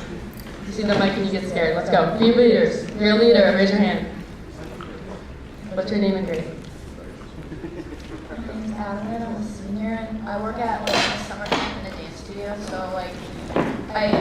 when someone wants to a leap or a jump, I have to specifically tell them every specific move where your foot placement is, because if you do it wrong, then if you don't have your foot in the right position, then it's not going to turn out right. My name is Lindsay and I'm a senior, and one leadership role I've had is being a leader on the cheer team at school.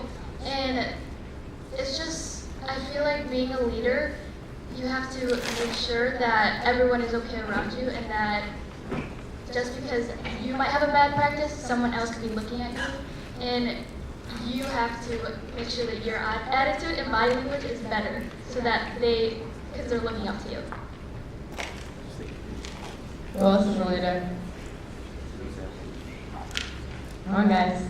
Say you're a leader. Step up. Be a leader. Oh, there's one down there. Name, Gary. My name's Nate. I'm a senior, and I think that being a captain of the soccer team, I really had to display leadership skills by making sure everyone was on the same page. Because definitely in sports, there can be times where people disagree or little things can happen like on the court that can definitely translate off the court or field or whatever. So I think that making sure everyone was on the same page and just that, yeah. Get more, guys. So in student council, I'm a publicist in student council, and I kind of hold myself to higher regard because I'm one of the board members and stuff. So I have to show up for extra things. So I have to try and make people not make them, but make an effort to try to make them show up to maybe like example, maybe like winter formal decorating week. We had to encourage people to show up because it was a mandatory event, and one of the ways we did that was by showing up ourselves. I showed up, Charlotte, our president, showed up,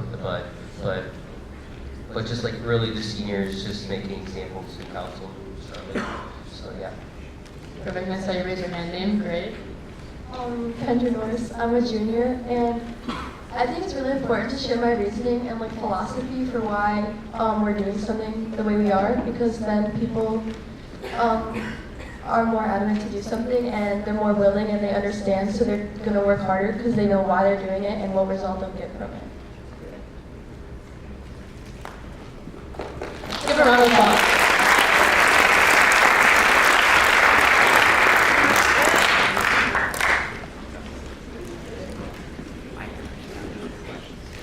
Yeah, so we're open up for questions now if you guys ask us.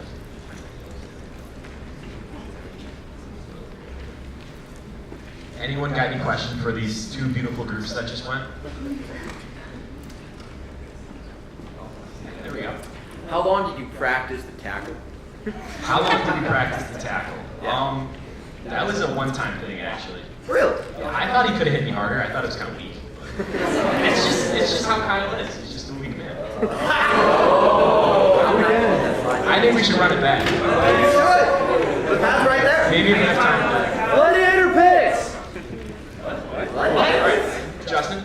Do you think I like that? Honestly, that's not a great leadership quality of me, and I'm sorry. I really apologize, Kyle. Any other questions? Yeah. Please. Why should they do leadership in action next year? So why should someone do leadership in action next year? The biggest thing that I would recommend doing leadership in action for is like it genuinely pushes like you as a leader in so many different aspects of like who you of leadership. Like for me, I know before I was really like set on being vocal as a leader and just talking and using my words, but then like this class kind of showed me like the importance of setting an example and like really having exemplary leadership. So I feel like if anyone like if you're in an organization, sports, or even work like down the road in your life, Leadership in Action is a great course because it really makes you like a very diverse leader, and you'll use all of those qualities at some point in your life. I definitely agree. I know I'm very like extroverted and I love talking to people, and I like when I first started I thought that leadership was just telling people what to do, and like that wasn't a leader that I wanted to be.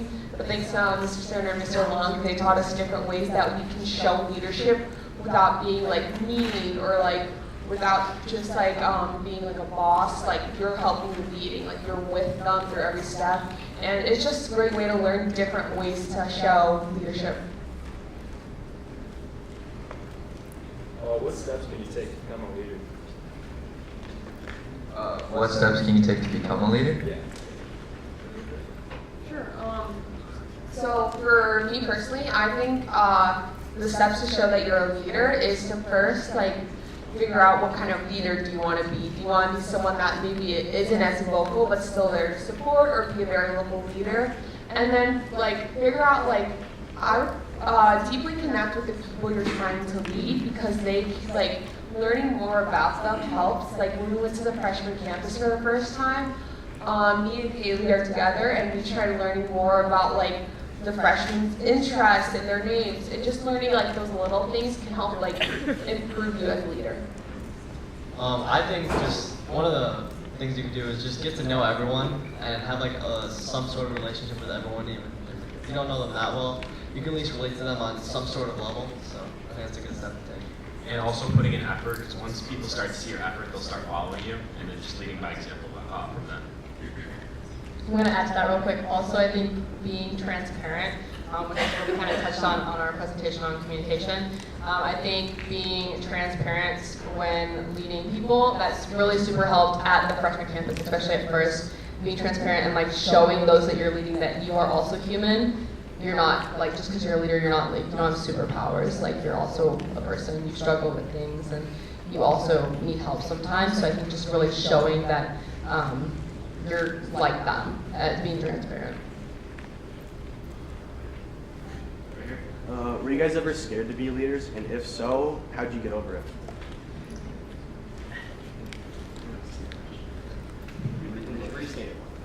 Your question was like, were we ever scared to do this? Yeah. I can start off with that because I'm a very introverted person, and like I have a hard time speaking in front of people at points and stuff. And then this class, it really helps you like get out of like your comfort zone. It helps you learn like the different ways to talk to them, how to like connect with them, and it puts you into so many different situations where you don't think that you would be in. Because like you are put into like in front of that class, and you were told, hey, you're gonna talk about this with them today, or like and you're gonna try and learn all their names within 2 weeks or something like that. I'd like to also add on, I was also really nervous when I started the class because I wasn't like big on openly like talking to groups of people. It was just like not my thing. And throughout like the first semester, I was already like doing better. Like we learned like skills to help with like being nervous on stage. We also learned like ways to like just talk to them, and obviously as you practice more, it gets better and you're not that nervous anymore. Yeah, me personally, I was pretty scared to be a leader because I'm not a really big vocal guy. I like to lead by example, kind of.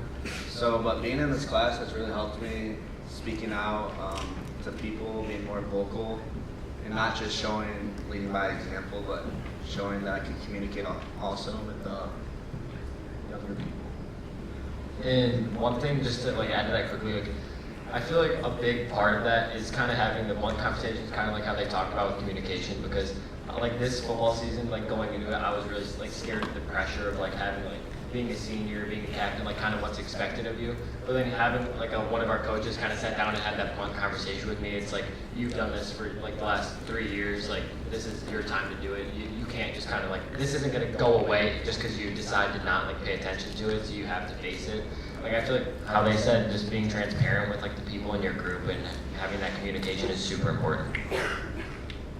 I feel like being scared to lead is a perfectly normal thing to be, but I feel like overcoming that fear is a great opportunity for you to develop your character and just become a better person and better leader in general. You're next, right? Adam. Okay. So how did your mindset going in, like working with the freshmen, change, like kind of like now? Because I'm sure some things like going in didn't work out, like with the freshmen, like motivation and stuff. So like, how did your mindset like change, and how did you like fix that? So you're asking like, how did our mindset change when we were working with the freshmen? Yeah, like going in, and then how did it change? I feel like personally, as seniors, we have a lot more experience and maturity than a lot of the freshmen. So being able to like, not stoop down to their level, but be able to like connect with them and like remember how we were when we were freshmen was a great way to like connect with them and build relationships. I'm gonna add on, I was really scared to meet them. I thought they were gonna like bully me and make fun of me because they're freshmen. But then we got there and they're just as scared as we are, and then we just started talking with them and learning their personalities. And now like I'll see them, like if I see them outside of school, they like come up and say hi to me, and it's like just this incredible experience, like meeting these people, like learning more about these people. And like one thing to kind of add on that, like going into it, I kind of had like, me and Hayden had a name together, so I kind of had that mindset like that everything was going to go perfect and go smoothly, and like very quickly you'll kind of come to realize that some things are going to go wrong. Like there are going to be days where you go in there and try to have an activity and people aren't going to talk and they're not going to participate. And just kind of having that mindset now, like it's okay. And you're just like trying, if you get only one person per day that you're in there, like that you made a difference and an impact on, like that's a success at the end of the day. Like it doesn't have to be perfect by any means. I'd also like to add on, when I was like going to meet my freshmen, I was like scared they wouldn't like me just because I've never met any of these kids before and I probably haven't seen them before either. But at first my aim was quiet, like they didn't really talk, but now like since second semester hit, and first semester I was with someone, but she graduated the class, so now I'm just by myself, so I thought it would be like a lot scarier because I thought they wouldn't listen to me. But after start of second semester, like they actually started warming up more. Like they talk to me, they'll see me in the hallway, they'll call my name. Like it's just like really relieving to know, like after the fact, that I shouldn't have been that scared because I mean you can't control what's gonna happen, but it's not that bad. Next question. What do you think the most important quality of a leader is, and like how is it demonstrated in situations? What is the most important quality of a leader and how do you demonstrate it? I would probably say selflessness, because like, I talked about this in the last Q&A, but like sacrificing like your own needs for other people's.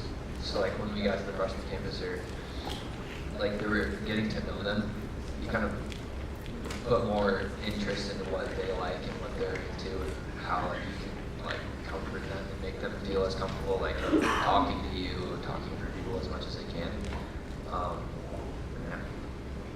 I can expand on that. I think what's so good about leadership in action is there's so many of us and we're like one big family and we all bring our own qualities to the table, so it really is hard to pick one. But I think something that every student in this class shows is dependability. You go to a single student in our class and you can depend on them no matter what you need. And I think that, especially through the freshman campus, just dependability as a leader, you need to show up, you need to be there. Because if you're a student their student leader and you're not showing up every Friday when you're supposed to see them, how are you going to build those connections? You're going to go in and they're not going to know your name, they're not going to know your face, they're not going to trust you, they're not going to be transparent with you if you're trying to be with them. So I just think being dependable and being there when those you're leading need you, that's super important. I'm going to say loyalty. I think that's a huge one. It's like being loyal to not only the cause that you're like leading, but to the people that you're with. One of these examples is I've been a part of student council since freshman year. It's been me, Danny, and one other person since freshman year.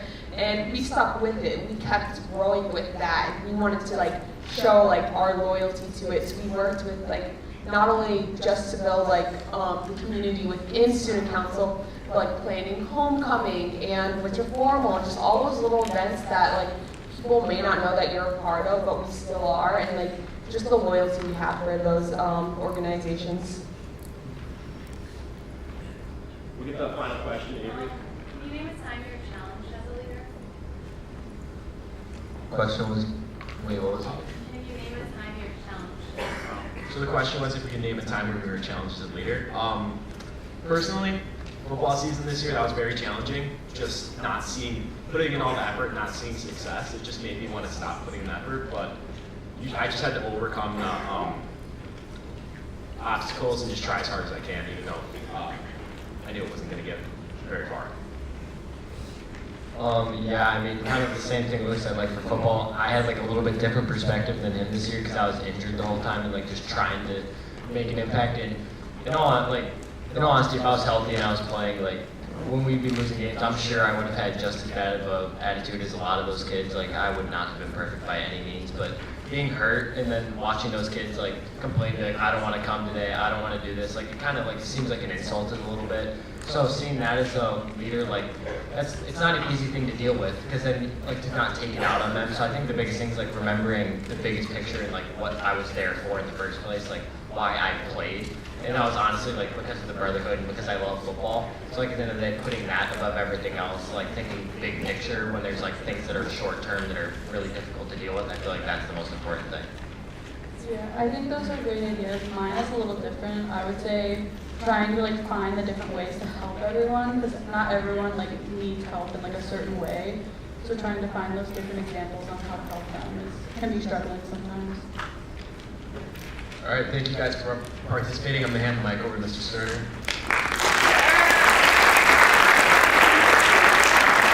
All right, you guys did a great job.